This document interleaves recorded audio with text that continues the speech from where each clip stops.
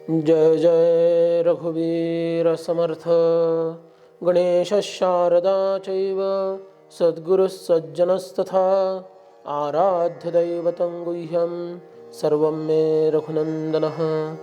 आदिनारायणं विष्णुं ब्रह्माणं च वसिष्ठकं श्रीरामं मारुतिं वन्दे रामदासं च श्रीधरम्। कर्मोपासनज्ञानविवेकवैराग्यदायिने राम हनुमद्रूपाय रामदासाय वै नमः। गुरुर्ब्रह्मा गुरुर्विष्णुर्गुरुर्देवो महेश्वरः गुरुः साक्षात् परब्रह्म तस्मै श्रीगुरवे नमः। जय जय रघुवीर समर्थ। सद्गुरु समर्थ रामदास स्वामी महाराज की जय। तुम्ही श्रोते जगदीश मूर्ती, तेथे माझी वित्पत्ती किती। बुद्धिहीन अल्पमती सलगी करीतो श्रीराम। जय जय रघुवीर समर्थ। ओम नमस्कार। श्री समर्थ सेवा मंडळ सज्जनगड यांच्या वतीनं सर्व श्रोत्यांना सादर जय रघुवीर। आपण सद्गुरुतत्व या विषयाचं चिंतन करत आहोत। त्यापैकी ज्ञान, विवेक, वैराग्य आणि भजन म्हणजे भक्ती या विषयांबद्दल आपण थोडक्यात परामर्श घेतलेला आहे। म्हणून ज्ञान, वैराग्य आणि भजन, स्वधर्म कर्म आणि साधन, कथा निरूपण, श्रवण मनन, नीती न्याय मर्यादा या लक्षणांनी युक्त असे सद्गुरुदेव असतात। आणि यामध्ये एक जरी उणे असेल तरी ते अत्यंत विलक्षण, याचा अर्थ लक्षणरहित होऊन जातं। त्यामुळे या सर्वही गोष्टी पूर्णांशानं श्री सद्गुरूंमध्ये विलसतात, त्यांच्यामध्ये असतात, याचं आपण चिंतन करत आहोत। गेल्या प्रवचनामध्ये भजन म्हणजे भक्ती या विषयाचं आपण थोडक्यात चिंतन केलं। त्यामध्ये पराभक्तीने युक्त असे सद्गुरुदेव कसे असतात हे आपण पाहिलं। मी ईश्वराचा अंश आहे, तो अंशी आहे, या भावनेतून पुढे जात जात त्याच्याबद्दलची तीव्र तळमळ ओढ लागून तो माझा आणि मी त्याचा आहे या भावापर्यंत पोहोचून एखादा दास्य किंवा सख्य किंवा वात्सल्य किंवा माधुर्य हा भाव जागृत होतो। आणि त्या भावानं तीव्र साधना करत करत त्या भावाच्या आड येणाऱ्या गोष्टींचा नाश म्हणजे भंजन करत भगवंताबद्दलच्या आणि सद्गुरूंबद्दलच्या त्याच्या विश्वासानं तो पुढे जात जात पूर्णपदाला प्राप्त होतो। आणि असे सद्गुरू हे भक्तियुक्त असतात। आणि याचं मुख्य कारण असं सांगितलं की अनेक लोकांचा अधिकार हा भक्तीचा आहे। त्यामुळं सद्गुरू स्वतः भक्ती संपन्न असले पाहिजेत, जेणेकरून त्या मार्गातील खाच खळगे त्यांना ज्ञात असतात आणि त्या साधकाला, त्या शिष्याला ते योग्य मार्गदर्शन करू शकतात। आता आपण पुढचा टप्पा पाहणार आहोत की स्वधर्म कर्म आणि साधन हे सद्गुरूंकडे कसं असतं, का असतं, असण्याची आवश्यकता काय आहे, या गोष्टी आपण पाहणार आहोत। स्वधर्म कर्म म्हणजे काय? गुरुपौर्णिमेच्या दिवशी स्वधर्म या विषयाबद्दल आपलं बोलणं झालेलं आहे। त्यामुळं तो मुद्दा मी पुन्हा जास्त प्रकर्षाने मांडत नाही, थोडक्यात त्याचा उल्लेख करतो की स्वधर्म कर्म यामध्ये मूलतः वर्णाश्रमोचित कर्म असं अपेक्षित आहे। सध्याच्या काळामध्ये ते फार कठीण अनेक लोकांना जरी असलं तरी सद्गुरूंपाशी ते असतं। आणि त्या अंगानं आपण जर पुढचा विचार केला कर्माच्या दृष्टीनं तर विहित कर्म असा त्याचा आजच्या काळामध्ये एक आपण योग्य असा अर्थ लावू शकतो। पूर्वी विहित कर्म नव्हतं असं नाही, पण वर्णोचित कर्म हेच विहित कर्म होतं। आज ती अवस्था राहिली नाही आहे, त्याची क्षती मोठ्या प्रमाणात झाली आहे। म्हणून आज विहित कर्म त्या सद्गुरूंचं होत असतं, ते विहित कर्म करत असतात, याला स्वधर्म कर्म असं म्हणतात। आपण जर आपल्या परंपरेचा जर विचार केला तर ब्रह्मर्षी वसिष्ठ मुनी हे महाज्ञानी होते, पण ते रघुवंशाचे कुलगुरू होते, पण ते कर्म ते अखंड करत राहिलेले आहेत. बृहस्पती आणि शुक्राचार्य हे अनुक्रमे देवांचे आणि दैत्यांचे गुरु आहेत. दोन्हीही महाज्ञानी महापुरुष आहेत, पण ते स्वतःचं कर्म करत राहिले. त्या आपल्या आपल्या देवांना बृहस्पतींनी आणि दैत्यांना शुक्राचार्यांनी उपदेश देण्याचं कार्य अखंड चालवलं. म्हणजे ते स्वधर्म कर्म सोडत नाहीत, स्वतःचं जे विहित कर्म आहे ते अखंड करतात. विशेष म्हणजे शुक्राचार्यांबद्दल असं म्हणावं लागेल की देवदैत्यांचं भांडण असलं तरीही कचाला म्हणजेच बृहस्पतींच्या पुत्राला देवांसाठी देवांच्या स्वार्थासाठी संजीवनी विद्या हवी होती, पण ती संजीवनी विद्या दैत्यांचे गुरु शुक्राचार्य यांनाच ज्ञात होती. तर हा कच स्पष्टपणे त्यांच्या पुढं जाऊन त्यांना म्हणतो की मी बृहस्पतीपुत्र कच आहे आणि आपणाकडं विद्या शिकण्यासाठी, संजीवनी विद्या शिकण्यासाठी आलेलो आहे. आपण मला आश्रय द्या, तुम्ही माझे गुरुदेव आहात. आणि शुक्राचार्यांनी त्यांना ती विद्या दिली सुद्धा. म्हणजे किती शुद्ध परंपरा आपल्याकडे आहे. पुढं आपण जर विचार केला तर नारद, वाल्मिकी, व्यासदेव, आद्य शंकराचार्य, ज्ञानोबांसारखे महापुरुष, श्री समर्थ रामदास स्वामी, टेंबे स्वामी महाराज, आजच्या काळापर्यंत होऊन गेले श्रीधर आदी सगळे स्वामी महाराज, हे सर्व लोक त्यांची विहित कर्म जशीच्या तशी करत करत करत आलेले आहेत. कुणालाही कर्माचं बंधन नाही. कर्म, अकर्म, विकर्म आणि निष्कर्म असे कर्म आहेत. अकर्म म्हणजे कर्म करणंच नाही. विकर्म म्हणजे विपरीत काहीतरी करणं.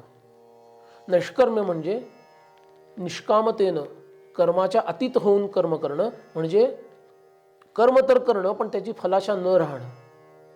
ह्या उंचीपर्यंत ते गेलेले असतात. शंकराचार्यांचा जर आपण विचार केला, आद्य शंकराचार्यांचा, तर नैष्कर्म्य सिद्धीचे ते पुरस्कर्ते आहेत. अर्थात सर्व संत सद्गुरू असतात, पण त्यांनी अखंड 32 वर्ष आपलं आयुष्य कर्म करण्यात झिजवलं आहे. हे किती अद्भुत आहे. धर्मसंस्थापनेसाठी त्यांनी हे अखंड कर्म केलेलं आहे आणि तरीही ते नैष्कर्म्य सिद्धी जगून त्यांनी दाखवली. तीच गोष्ट समर्थ रामदास स्वामींबद्दल म्हणता येईल. अखंड त्यांनी आपलं जीवन हे धर्म, देश, देव यांच्या कार्यासाठी, धर्मसंस्थापनेसाठी त्यांनी खर्ची घातलं आणि तरीही ते निष्काम आणि निष्कर्म अशा अवस्थेमध्ये राहू शकले. अकर्म वेगळं आणि नैष्कर्म वेगळं. हे स्वधर्म कर्म कळणं फार गरजेचं आहे. त्यांच्यावर ते बंधन नाही तरी सुद्धा ते करतात. याचं कारण इतरांना त्याचा बोध व्हायला पाहिजे, इतरांना ते कळलं पाहिजे. आपले जे उपासक आहेत, आपल्याला जे मानणारे आहेत, आपल्याला सद्गुरू गुरु मानणारे आहेत, ते आपल्यासारखे होण्यासाठी आपण कर्मरत राहू तरच ते कर्मरत होतील. नाहीतर तेही आपण जरी समाधी स्थितीमध्ये असल्यामुळं आपल्या हातून कर्म घडत नसेल, पण त्यांना ती अवस्था नसल्यामुळं ते आळशी होतील. त्यांच्यात आलस्य येऊ नये म्हणून सत्पुरुष अखंड कर्मरत असतात. महाजनो येन गतस्य पंथाः, महापुरुष ज्या मार्गाने गेले त्याच मार्गाने लोक जातात. म्हणून महापुरुष त्याच मार्गाने जातात की जो इतर लोकांना आदर्श ठरेल. अशी अनेक उदाहरणं आपल्याला पाहता येतील. चोखामेळ्यांचं उदाहरण आहे. ते ब्रह्मरूप झाले होते, भगवद्रूप झाले होते, पण त्यांनी आपलं कर्म सोडलं नाही.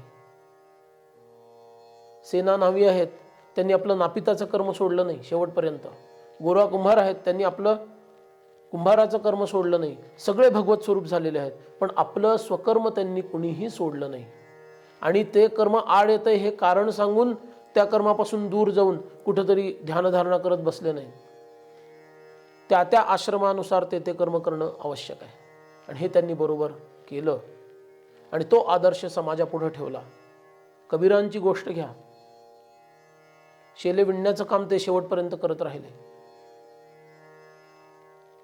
किंवा रैदासांची गोष्ट घ्या की ते चांभाराचं कर्म करत राहिले आणि तरीही ते भगवत रूप झाले होते. हेच लक्षण सद्गुरूंचं फार विलक्षण आहे, फार विशेष आहे की ते कर्म करत राहतात आणि तरीही ते कर्म त्यांना लिप्त होत नाही, कारण ते संगदोषमुक्त असतात, निष्काम कर्म करत असतात. आणि हा आदर्श सद्गुरू देतात. स्वधर्म कर्म याची एक फार सुंदर व्याख्या समर्थांनी दिलेली आहे. तिथं स्वधर्म हा शब्द वापरलेला आहे.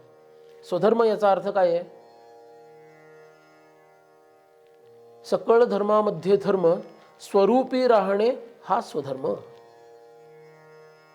स्वरूपी म्हणजे आत्मस्वरूपामध्ये अखंड राहणं हा खरा स्वधर्म आहे.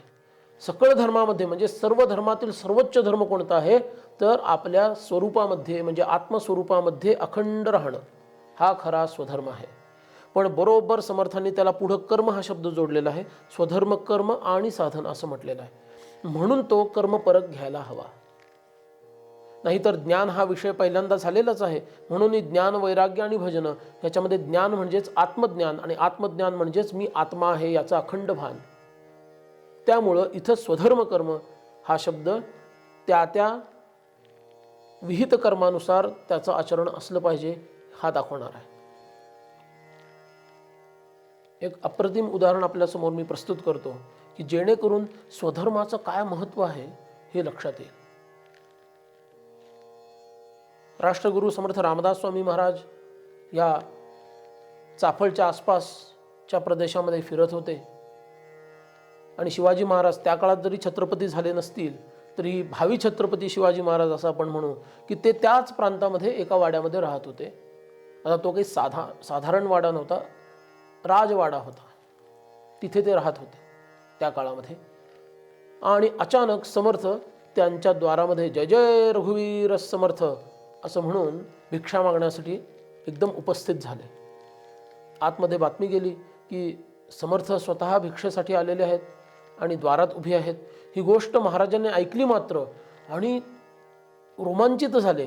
आपले गुरुदेव आले आहेत, काय त्यांना भिक्षा द्यावी? पहिल्यांदा आपल्या द्वारात आलेल्या आहेत भिक्षा मागण्यासाठी आणि त्यांना काहीच कळेना की भिक्षा काय द्यावी. एखादी गोष्ट मनात येते पण नाही ही भिक्षा योग्य नाही, ह्याच्यापेक्षा काहीतरी उत्तम द्यावी. त्यांची चलबिचल राजमाता जिजाबाई पाहत होत्या, त्या तिथेच होत्या आणि त्यांना थोडं कुतूहल वाटलं. अरे शिवबा काय झालं? शिवबांनी सांगितलं, मासाहेब असे असे समर्थ आपल्या द्वारी आलेले आहेत भिक्षा मागण्यासाठी, काय भिक्षा द्यावी हेच समजत नाही आहे. त्या म्हणाल्या, ह्यात काय एवढं अवघड आहे? एक काम कर, संपूर्ण राज्य संपदा राज्यासहित समर्थांच्या चरणी अर्पण कर, हीच त्यांना देण्यास योग्य भिक्षा आहे. पहा आमचे आदर्श कसे आहेत. दिलीप राजाचं उदाहरण आहे, त्याच्या आधीच्या सत्यनिष्ठ राजांची उदाहरणं आहेत. या सर्व उदाहरणांमध्ये आपल्याला काय दिसतं? दानाचं महत्त्व दिसतं. शिवाजी महाराजांना ही कल्पना अत्यंत आवडली आणि ते कारकुनाकडे गेले आणि त्याला संपूर्ण राज्य संपदा समर्थांच्या चरणी अर्पण करत आहे असं त्यांनी पत्र बनवलं, शिक्का मारला आणि बाहेर आले. शिवबांना यायला उशीर होतो म्हणून समर्थांनी आणखी एकदा मोठ्याने गर्जना केली आणि शिवबा तिथं आले, साष्टांग दंडवत घातला आणि सद्गदित अंतःकरणाने समर्थांच्या झोळीमध्ये ते पत्र त्यांनी समर्पित केलं.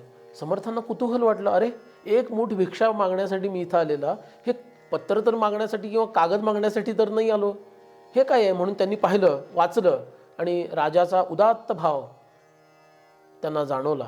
त्यांना खूप आनंद झाला मनोमन. पण ते म्हणाले, राजा हे पत्र मी स्वीकारू शकत नाही.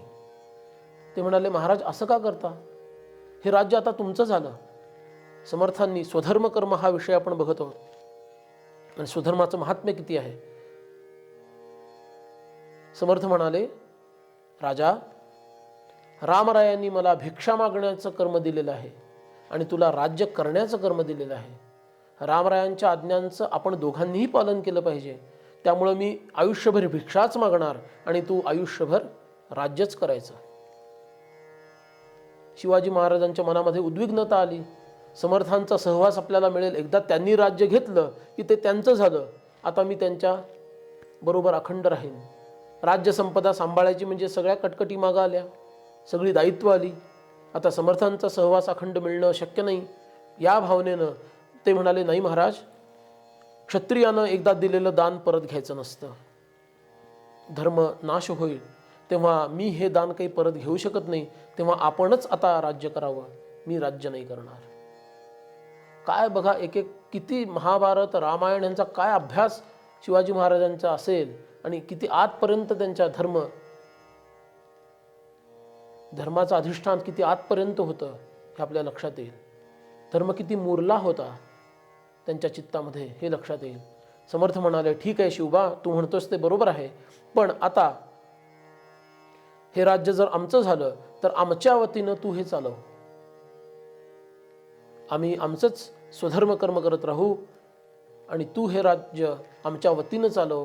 आणि आम्ही हे स्वीकारलं याची खूण म्हणजे राज्याच्या झेंड्याचा रंग भगवा असावा, कारण आमच्या छातीचा रंग, आमच्या झोळीचा रंग तोच आहे. आणि शिवबांना हे मान्य करणं क्रमप्राप्त होतं. त्यांनी ते मान्य केलं. ह्या कथेमध्ये खरं तर राष्ट्रधर्म, स्वधर्म याबद्दल भरपूर काही शिकण्यासारखं आहे. पण आत्ता आपण सद्गुरू या विषयावर लक्ष केंद्रित केलं असल्यामुळं थोडक्यात हा मुद्दा आपल्याला समजण्यासाठी हे उदाहरण आपण पाहिलं. हीच गोष्ट श्रीमद भगवद्गीतेमध्ये आपल्याला पाहायला मिळते की अर्जुनाला स्वधर्म म्हणजे त्याच्या विहित कर्माचेच उपदेश भगवंतांनी दिलेला आहे. तो युद्ध सोडून निघून जात होता, पण भगवंत म्हणाले, नाही, तू क्षत्रिय आहेस, योद्धा आहेस, तुला युद्ध करावंच लागेल. आणि हे युद्ध धर्मासाठी आहे, धर्मस्थापनेसाठी आहे. आणि त्याच्याच आधी त्याच भगवंतांनी रामावतारामध्ये हेच कर्म करून दाखवलेलं आहे. इकडं आपलं लक्ष पाहिजे. जेव्हा वनवास झाला त्या वनवासाच्या कालावधीमध्ये रामरायांनी वानप्रस्थाप्रमाणे म्हणजेच इतर ऋषीमुनींप्रमाणे अहिंसा धर्माचं पालन करायला हवं. पण भगवंतानी आपलं शस्त्रास्त्र त्याग, शस्त्रास्त्र संन्यास कधी केला नाही. रामरायांचं चित्र आपण कधी पाहिलं आणि त्यांच्याजवळ धनुष्य नाही आहे असं कधी होऊ शकत नाही, कारण ते जवळ धनुष्याशी एकाकार झाल्यासारखं आहे. म्हणजे काय, तिथंही भगवंतानी स्वधर्म कर्म कसं असतं हे सिद्ध करून दाखवलं. भले मी वानप्रस्थी झालो आहे, पण माझं स्वधर्म कर्म हे क्षत्रियाचं आहे आणि ते मी पालन केल्याखेरीज राहणार नाही. ऋषीमुनींचं रक्षण, प्रजाजनांचं रक्षण हे माझं कर्तव्य आहे. भले मी वनवासी झालो असेन, पण मी माझं शस्त्र आणि अस्त्र यांचा त्याग करणार नाही. हेच सर्व ज्ञान आपल्या आचरणातून सद्गुरुदेव लोकांपुढे आणत असतात आणि त्या आचरणाच्या माध्यमातून त्यांच्या शिष्यांना ते प्राप्त होत असतं. यत्न तो देव जाणावा अंतरी धरिता बरे, हे समर्थांचं सांगणं आहे. विवेकानंद म्हणायचे, अरे तुम्ही ज्ञान वेदांत याचा जर अभ्यास सगळ्यांनी केला तर एखाद्या सुताराला अधिक चांगलं सुतारकाम वेदांताच्या अभ्यासानं करता येईल. एखाद्या कुंभाराला अधिक चांगले घडे बनवता येतील. ज्या कुठल्या व्यक्तीनं वेदांताचा अभ्यास केला त्याला त्याचं विहित कर्म चांगल्या पद्धतीनं करता येईल. त्याचा अभ्यास आपण करत नाही, ती साधना आपण करत नाही, म्हणूनच आमच्यामध्ये वैगुण्य राहतं, आमच्या कर्मामध्ये वैगुण्य राहतं. म्हणून लगेच पुढचा स्वधर्म कर्माच्या नंतर लगेच समर्थांनी जोड शब्द दिलेला आहे, साधना. स्वधर्म कर्म आणि साधन, हे साधन पण सत्पुरुष करत असतात. खरा असा प्रश्न आहे, ज्याचं पोट भरलंय त्यांनी परत जेवण्याची आवश्यकता काय हो? आत्ताच पोट भरलंय, परत आपण जेवायला सुरू करतो का? आत्ताच तहान भागलेली आहे, पुन्हा पण पाणी पितो का? जर ते सद्गुरू आहेत, आणि सद्गुरू याचा अर्थ ते परमज्ञानी आहेत, तर त्यांना भगवत प्राप्तीचे प्रयास करण्याची आवश्यकता नाही, कारण ते भगवत स्वरूपच झालेले आहेत, ब्रह्मस्वरूपच झालेले आहेत. असं असताना त्यांनी साधन का म्हणून करायचं, असा स्वाभाविक प्रश्न सामान्य माणसाला पडू शकतो. का बरं त्यांनी साधन करावं, काय आवश्यकता आहे? यामध्ये मगाचाच मुद्दा महत्त्वाचा आहे. मगाचा म्हणजे यद्यत आचरती श्रेष्ठा तद्देवे इतरो जनः स यत् प्रमाणम कुरुते लोकास तदनुवर्तते. जे श्रेष्ठ पुरुष आचरण करतात तेच इतर लोक करतात. ते ज्याला प्रमाण मानतात त्यालाच इतर लोक प्रमाण मानतात. सद्गुरूंनी जर स्वधर्म कर्म सोडलं, साधन सोडलं, तर शिष्यसुद्धा त्यांची आंतरिक अवस्था लक्षात न घेता स्वधर्म कर्म सोडतील आणि साधन सोडतील. साधन म्हणजे साधना करायचं सोडतील आणि ब्रह्मज्ञानाच्या नावाखाली ते आळशी बनतील. ध्यानधारणेच्या नावाखाली झोपा काढतील.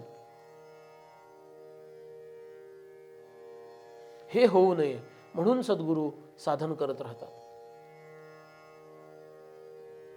साधनेबद्दल थोडक्यात सांगतो.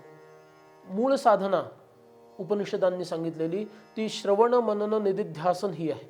त्याचा परिणाम म्हणून आत्मसाक्षात्कार म्हणजे ज्ञान याची प्राप्ती आहे. ज्ञान म्हणजे आत्मज्ञान. पण श्रवण मनन याचा उल्लेख समर्थांनी स्वतंत्रपणे ह्याच ओवीमध्ये पुढे केलेला आहे. श्रवण मनन याचा स्वतंत्र उल्लेख केलेला आहे.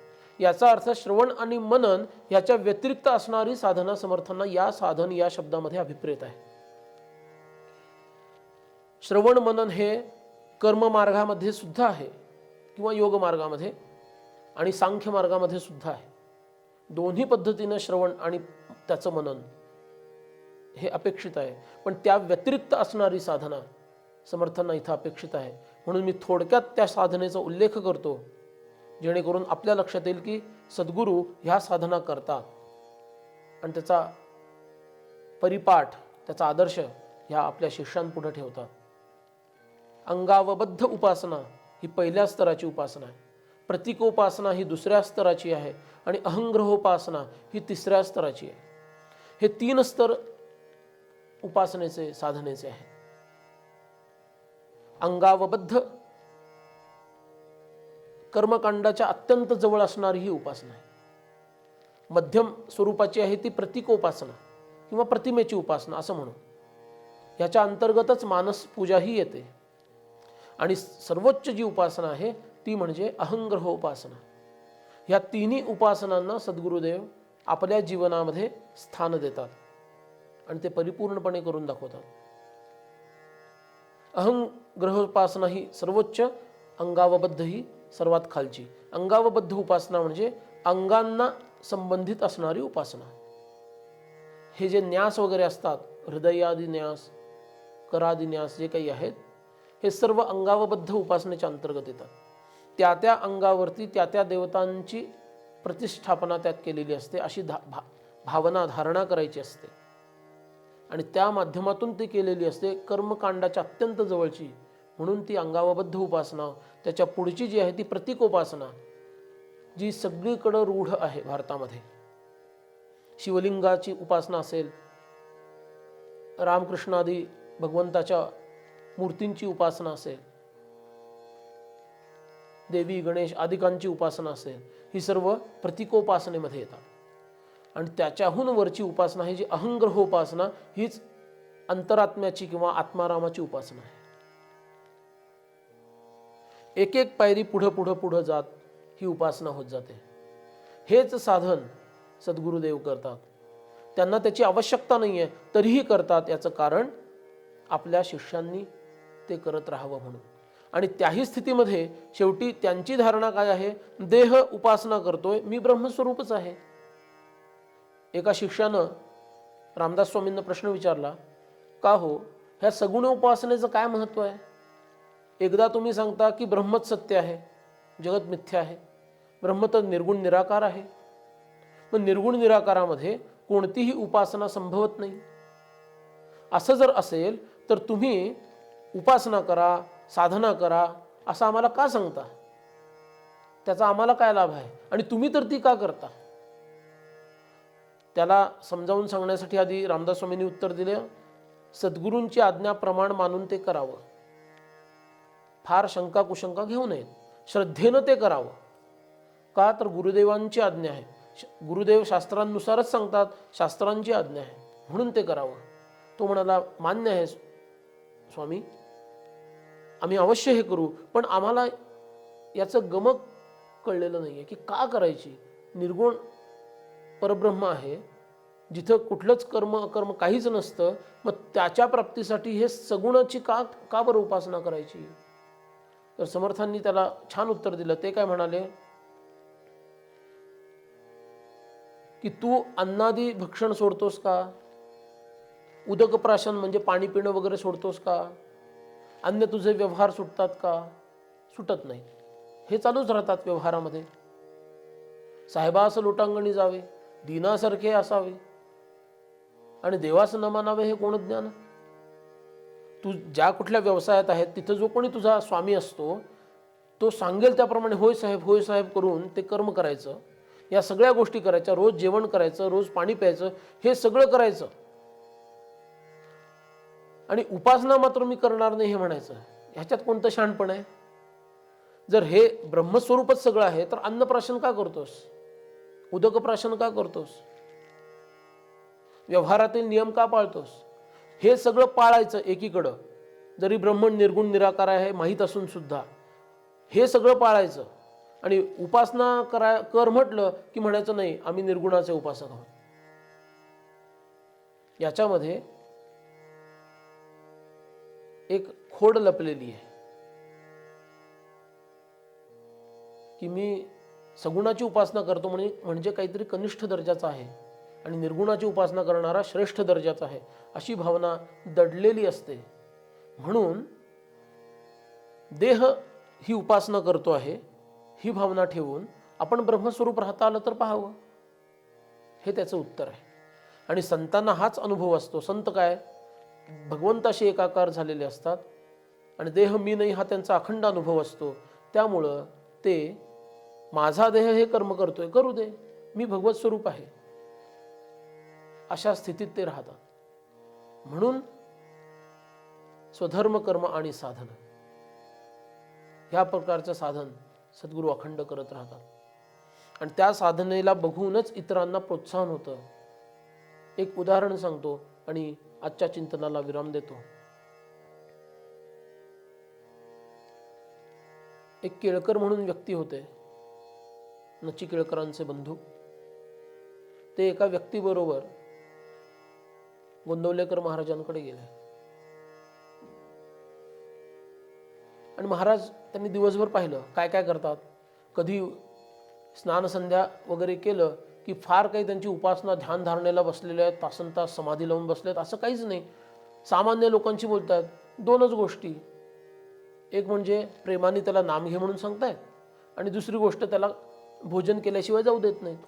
ह्या दोनच गोष्टी ते करतात, बाकी काही त्यांची साधना दिसतच नाहीये.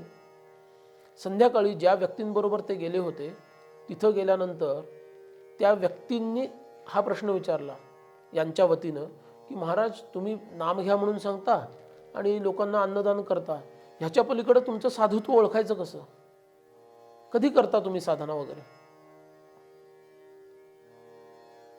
तेव्हा ते म्हणाले तुमचं म्हणणं बरोबर आहे, इकडे या म्हणाले. आणि त्या केळकरांना त्यांनी जवळ बोलवलं आणि त्यांना सांगितलं माझ्या या मनगटाला कान लावा. मनगटाला कान लावला तर श्रीराम जय जय राम हा मंत्र ऐकू येत होता. गुडघ्याला कान लावला तोच मंत्र ऐकू येतोय. हृदयाला कान लावला तोच मंत्र ऐकू येतोय. मस्तकाला कान लावला तोच मंत्र ऐकू येतोय. त्यांनी तिथंच त्यांना लोटांगण घातलं. मुखानं नाम चालू नाही, चालू नाही म्हणजे दिसत नाही, पण रोम रोमातून रामनाम येत आहे. कशी साधना असेल ही, अशी दिव्य साधना असते. म्हणून संत साधन पण करतात आणि ती योग्य व्यक्तीला त्याची जाणीव करून देतात. आणि तेव्हापासून त्या केळकरांनी त्यांच्याकडून अनुग्रह घेऊन साधना सुरू केली.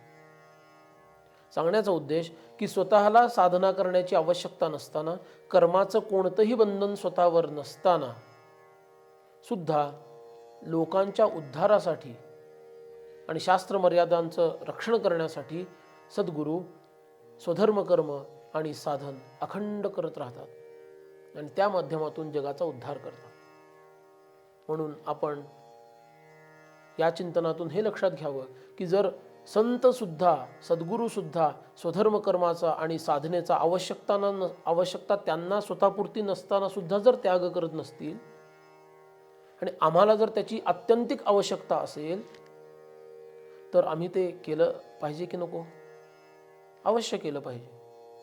त्यासाठी तर आपण हे चिंतन करत आहोत. सद्गुरूंची कृपा आपणा सगळ्यांवर होवो आणि त्या प्रकारचं स्वधर्म कर्म विहित कर्म अचूकपणे करता यावं आणि आमची साधना पण अखंडपणे निरंतर चालू राहावी, जेणेकरून हा नरदेह मिळाला आहे त्या भगवत प्राप्तीसाठी त्याची याच जन्मी आपल्याला प्राप्ती व्हावी ही सद्गुरुचरणी प्रार्थना करतो. सगळ्यांना वंदन करतो. माझ्या वाणीला विराम देतो. जय जय रघुवीर समर्थ.